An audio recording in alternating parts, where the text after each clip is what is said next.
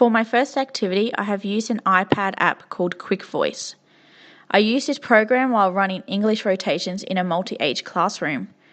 For the activity, students were focusing on direct and indirect speech, which focuses on the curriculum code ACELA 1494, which states, investigate how direct and indirect speech work in different types of text. They were required to record a statement, and others in the group were required to write the speech as both direct and indirect speech. Students found this engaging as it was a different activity from what they usually use. I have two student examples from the students in the class, one from a Year 4 and the second from Year 6. My favourite thing to do in my spare time is ride motorbikes. School was designed for students to advance their knowledge. Next, for another iPad activity, I used Pages in a Year 3 classroom which didn't have an interactive whiteboard. For the activity, I used a connection cable to the projector so students could see the text we used.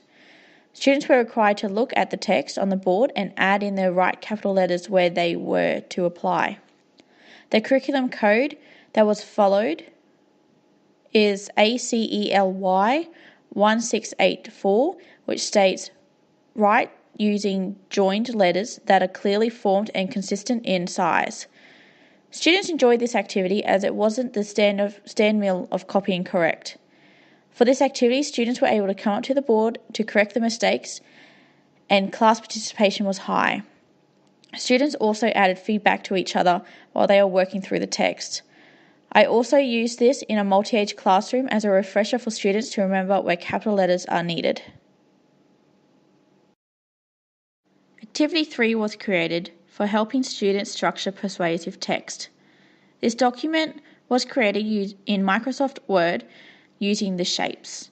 This activity was used with Year 4 students using the curriculum code ACELY 1704, which is plan, draft and publish imaginative, informative and persuasive print and multimodal text, choosing text structures, language features, images and sound appropriate to purpose and audience.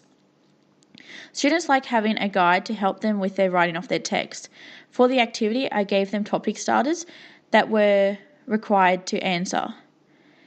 This was also projected on a whiteboard, so for example, students were able to suggest a topic and we could work on it together as a class. Activity 4 was created for Year 5 to 7 students working on a biography unit, reminding students of how to structure their writing. This resource was created using Microsoft Word, images and text. The image was created using Google Images and placed on the left-hand side of the page. This allowed students to write next to the image of what the different levels of writing there are. I used a burger for students to relate and remember the structure. Students found this useful as they could remember the different parts of writing using the image found. Activity 5 is a scanned-in image from a comprehension workbooklet, so that as a class we could do the work on the same activity and use a whiteboard to look through the text and they answer the question on their own question sheet. This activity was scanned onto a computer, then emailed to an iPad, as it was used on 2 different screens provided in the classroom.